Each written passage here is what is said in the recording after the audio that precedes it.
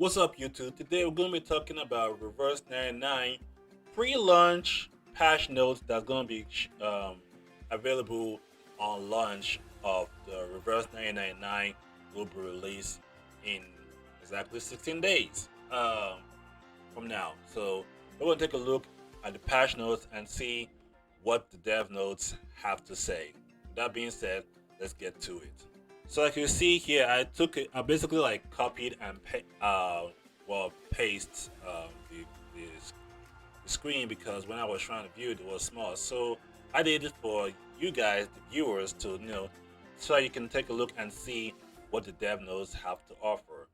Now it says here, dev players exactly 16 days before the official launch of Reverse 999, devs in the suitcase, which is basically patch notes, is here to give you an update of all the optimizations to be implemented in the official release of version 1.0, including a shortened starter tutorial, added language options, a, a handier PC version, more accessible text and inactive elements, a higher cellular activity limit, and exclusive news about version 1.1.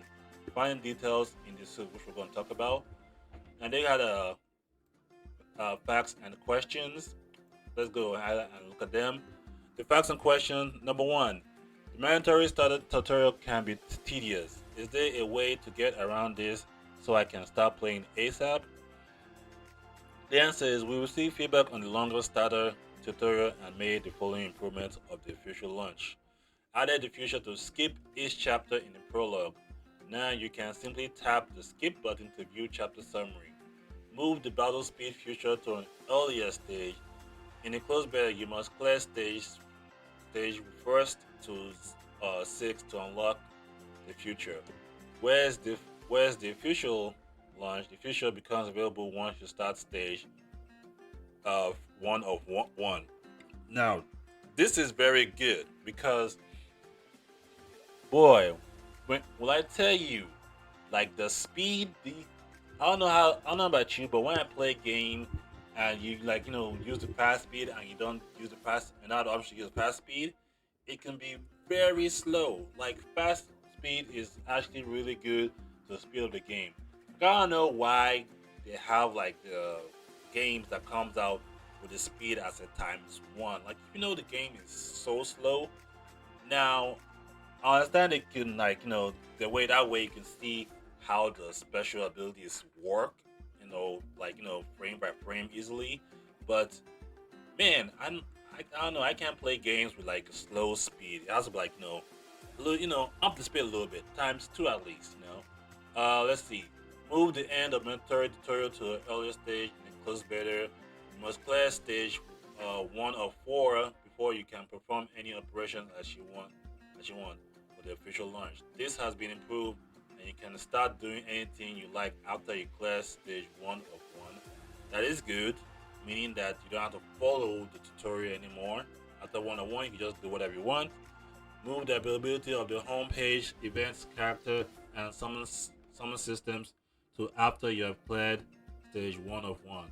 Okay, so that means after one of one, you can go ahead and start re-rolling. So that's what they meant by making it easier to re-roll.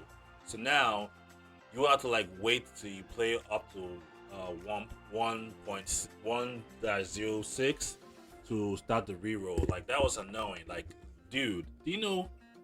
Like that's why re-rolling was not.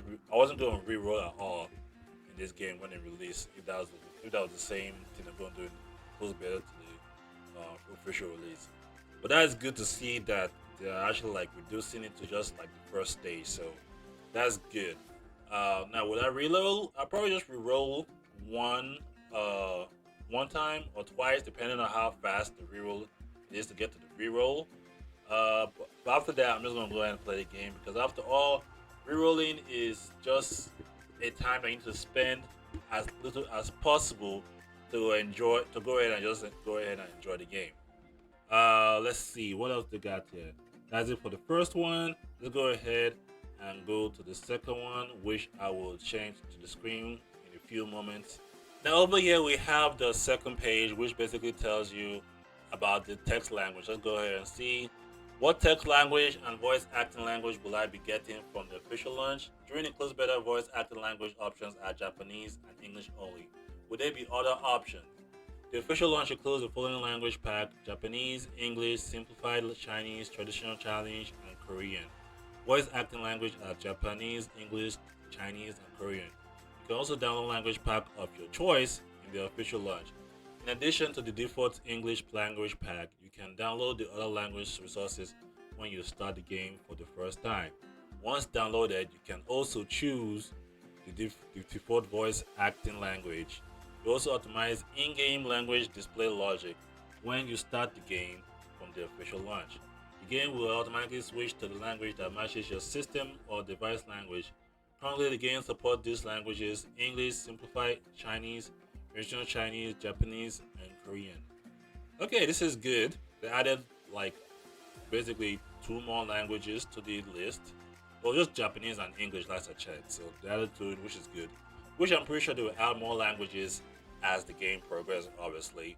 Now, the other question is what optimizations have been included for the PC version? In response to the feedback on the PC version during the closed beta test, we will be releasing the optimizers with the official launches. When you launch the PC version for the first time, you can adjust resolution and graphics and enable video capability once the hotfix resources are downloaded. Now this is good because I wasn't able to like do much of the adjusting of the resolution. The resolution was so limited, so that's good that I actually like doing like some of the optimizations for the PC because man, resolution was wasn't bad, but I wish I could adjust it to the max setting because I need to obviously put my graphics card to work. Come on, or else like come on, you know what I mean. And then let's see. There's two exit and setting buttons have been added to the login page. You can tap the setting button to adjust the graphic settings. In the combat screen, you can right-click the skill card to view the card detail and right-click the enemy to view the details in the item selection screen. You can right-click the item icons to view the item delay. In the story user interface, you can roll the mouse wheel to review the story and press the spacebar to move to the next line. In the settings user interface, you can choose to mute or play the game audio when the game is running in the background. Ah, okay. See, it wasn't like this setting right here. Like the graphic setting right here, this wasn't available. There was a frame per second, that's about it. But this wasn't available. So it's good that that's available. Alright, so let's go ahead and take a look at the next page. Alright, this is the third page. There's actually like one more page after this, and then that should be it. Now, in this one, it talks about interactive elements in the main story map can lead to parts of the story, but there's no hint of them. Can you make trails? Am I saying that right? Yeah. Can you make trails and elements more obvious? In the official launch, interactive elements in the main story map will have a highlighted display, helping you find these clues easier. I can see right here they have a highlighted item, so which makes it easier to find. In the beta, it wasn't too hard to find as well, but it also wasn't easy to find at the same time. Like you gotta have like obviously you have to really pay attention to the map to see what is part of the story and then see which one is not part of the story. Because there are some highlighted items on the map. The other map that doesn't like tell you which one is story oriented. So that's a good thing that's there. Let's go ahead and take a look at the other one. It says some pieces of text are not displayed in full. I know I can scroll down to read the entire thing, but there is no prompt. This is true. There wasn't any prompt to do that. We reviewed all the pages that require scrolling to read the entire text and added the arrow icon below such text to avoid confusion. So there we go. There's the arrow below right here, which should display that there's more text that can be read. Okay. And now, time for the final one, which we'll go and take a look at right now. Okay. All right. As you can see here, this is the last page. Now I'm going to take a look and see what the last one says. There's just three questions. Let's see. cellular activity limit is too low, and I must log into the game frequently to deplete it. I face the same trouble in wilderness that I have to claim the bonds too often. And it says here for the official launch, cellular activity limit will be raised from 69. For example, if you have a level 10 timekeeper, your max activity will be raised from 101 to 170. Okay, that's really good. And it will continue to rise until the upper limit 200 as you level up. Counterbond storage limit is also changed from 8 hours to 8 to 20 hours, allowing you to plan your schedule comfortability. Um, I okay. It's not like a set for that one, but that's I assume that the cellular activity is like where you could go to claim your idle resources. Next one. I can't play other music or video apps in the background when playing the game on a mobile device. We fixed the issue where other music or video apps can't be played in the background when running the game. This will no longer be an issue during the official launch. So this is also a thing because some people don't like listening to the in-game background music and to play a game, and they will like just listen to their own background music while they play the game, which is kind of fair because look, if you have music that you can use to play in the background that make you hype up to play the game more, then go ahead. All right, and the last one is: are there any future updates in the work? The answer is the dev team is constantly coming up with the testing new content, and it is our sincere wish that everyone enjoys quality content during the official launch. After repeated testing and feedback, we arrived at the following decision. Version 1.1 will be released on November 9. A number of event tags and schedule has been automated according to this version.